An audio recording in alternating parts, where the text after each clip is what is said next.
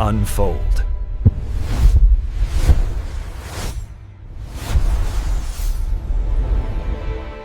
All right, today we're diving into one of history's greatest, most baffling unsolved mysteries. It's a book, officially known as MS-408 at Yale University, but you've probably heard of it as the Voynich Manuscript, and it's a puzzle that has absolutely stumped the world's best and brightest minds for centuries. I mean, just think about that for a second. What if you stumbled upon a book written 600 years ago, filled with this elegant, flowing script and the most bizarre illustrations you've ever seen, and for 6 centuries it has refused to give up a single one of its secrets?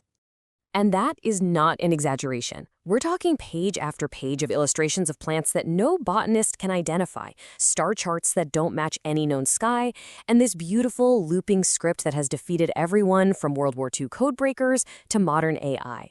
So, before we get into all the wild theories, and trust me, there are a lot of them, let's start with what we actually know. Let's be detectives here. What can the physical object itself, the vellum, the ink, what can it tell us? Well, our first huge clue comes from the pages themselves. Back in 2009, scientists finally did radiocarbon dating on the vellum. That's the calfskin pages. And they got a hit, a definitive one. The pages were made sometime between 1404 and 1438. Now, this one piece of data completely demolished the old favorite theory that Roger Bacon wrote it back in the 13th century. The timeline just doesn't work. Gone. Okay, so with the science pointing to the early 15th century, a new theory popped up. Maybe it's just the work of a single obsessive genius. Some kind of hermit creating their own private, fantastical world. It's a nice, tidy explanation, but, well, the evidence tells a very different story. Because here's the kicker. A deep, careful analysis of the handwriting itself, led by a medievalist named Elisa Fagan Davis, revealed something absolutely astounding. Not one person wrote this book. 5 did. 5 distinct scribes with different handwriting styles. You can see it right here. Scribe 1 has this clear, rounded writing, while Scribe 2's is all cramped and slanted. This wasn't a lone obsession. This suggests a workshop, a team of people who are all trained to write in this bizarre, unknown system. So if it wasn't some lone madman, who's owned this thing? The human story behind the manuscript is, believe it or not, just as strange as the text itself. It's basically a long history of obsession, with each new owner absolutely convinced that they would be the one to finally crack the code. And what a journey it's been. Our records start in the 1600s, in the court of the Holy Roman Emperor Rudolph II, a guy famously obsessed with the occult, who paid a fortune in gold for it. From there, it gets sent to the smartest guy of the era, Athanasius Kircher, a genius who people thought could read anything, but he couldn't. And then, poof, the book just disappears into a library for 250 years, until 1912, when the book dealer Wilfred Voynich finds it and gives it its modern name. You can really feel the hope and the sheer desperation around this book, even way back then. This quote is from the letter that came with the manuscript when it was sent to Kircher. The sender, Johannes Marcus Marci, calls it a Sphinx, the silent, ancient riddle, and basically says, Kircher, you're the only one on Earth who can solve this thing. Spoiler alert, he was wrong. And all of this, all these centuries of failure, brings us right to the heart of the great debate that defines all modern research. Are we looking at a genuine, lost language that we just haven't been smart enough to decipher?